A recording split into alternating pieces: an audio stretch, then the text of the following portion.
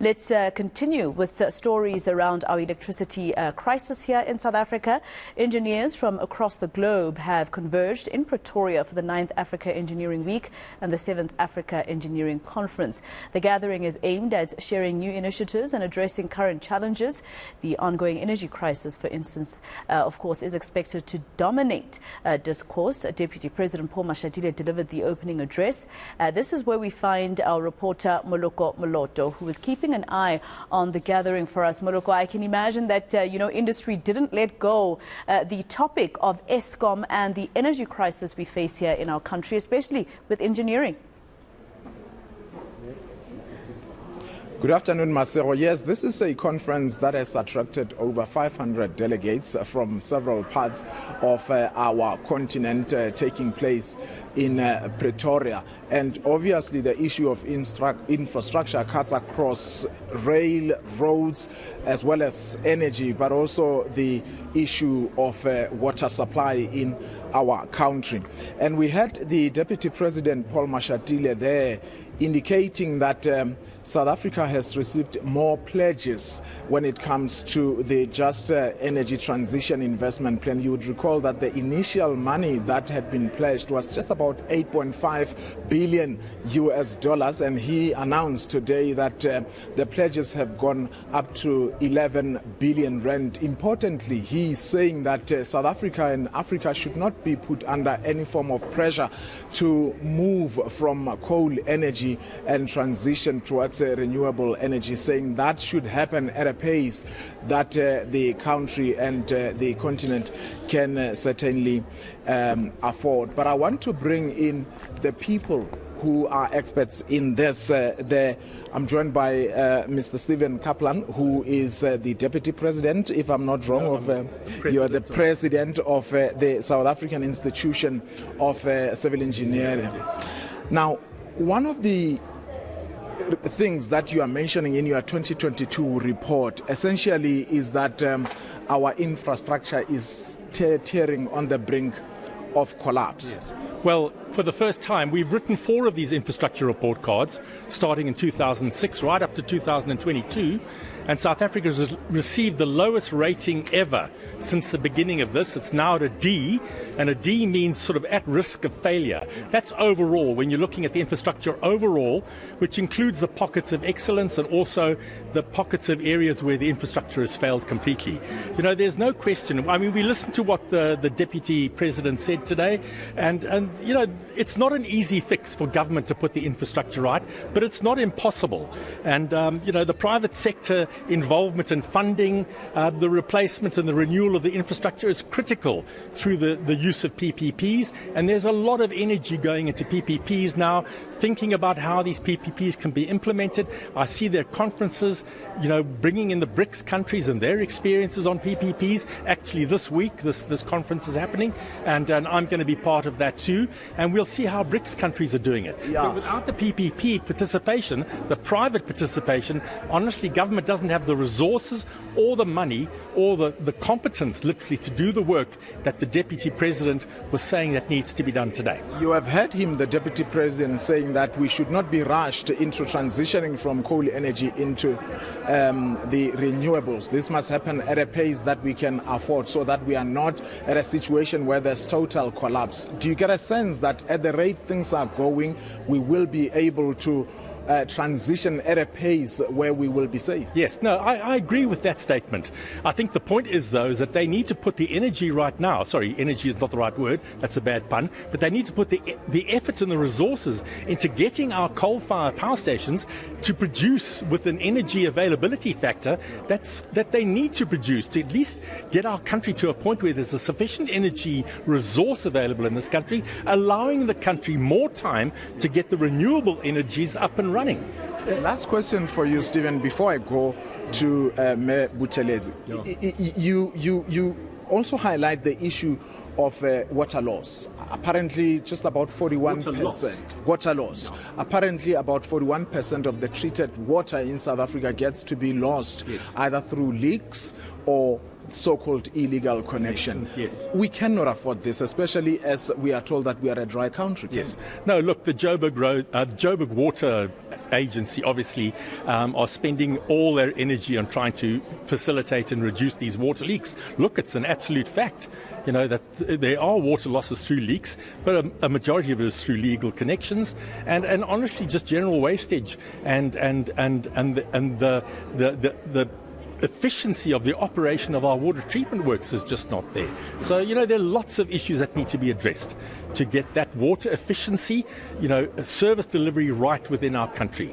It's not impossible. It needs to be done. But again, as I said before, we need the private sector to assist in that facilitation to get us to that point. But in simple terms, when you say we are teetering on the edge of failure, in simple words, what do you mean in terms of our infrastructure?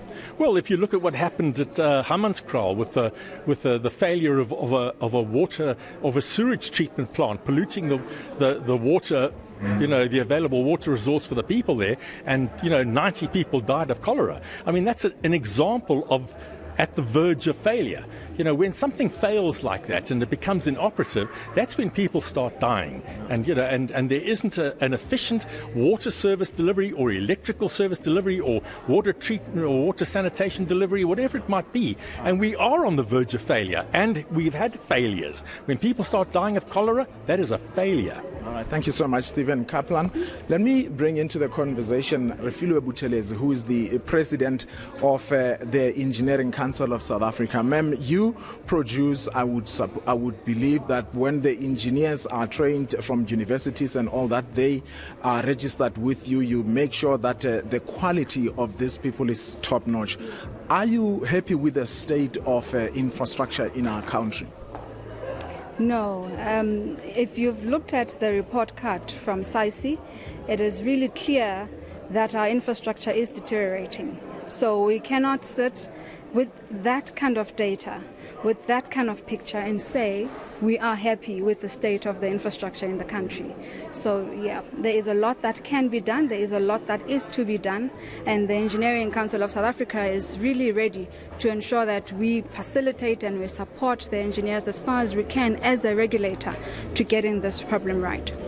You might have heard Minister Sihle Zikalala of Public Works and Infrastructure saying that engineers must not only look at themselves as technocrats, saying that they must be part of the policy-making process. And I thought of yesterday's article in the Sunday Times where they are saying that one property company in the city of Johannesburg, owned by the municipality, has appointed in its board of directors somebody whose qualification or career is receptionist. The other one's job experience was cashier at a toll gate, and the other one, the third person, doesn't even have matric. Now, this is a company that is controlling assets that are worth over billions, I think 8 billion of rands, according to that report. When we see such appointments that are so embarrassing, and on the other hand, we hear ministers and the president saying that appoint people who are competent, you as engineers, what do you make of that? Look, I think a conference of this nature, where we've got the government coming to attend and spend the day with us, is a step in the right direction. What we need to do as the engineers is to indicate to our government that we are here. We need to put our hands up.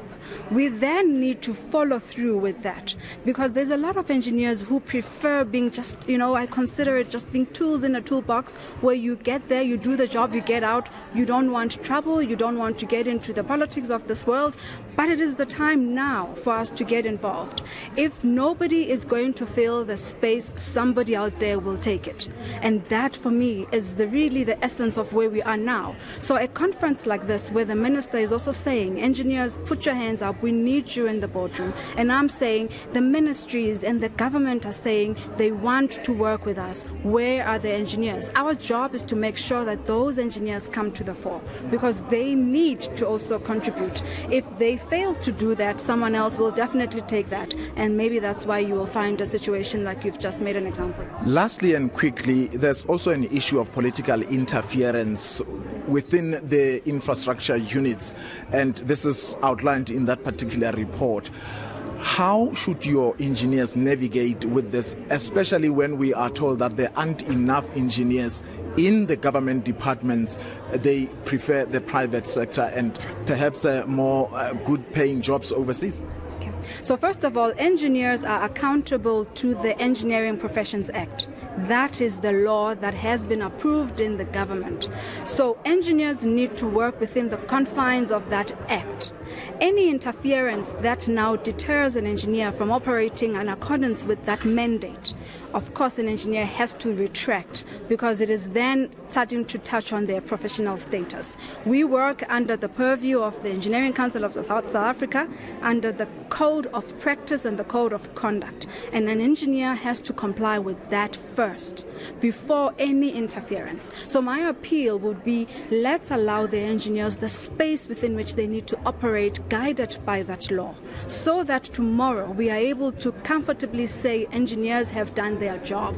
Where there is interference, you will be certain you will get engineers retracting, you will get engineers leaving the sector, and you will get a professional engineer saying, I cannot jeopardize my career for this.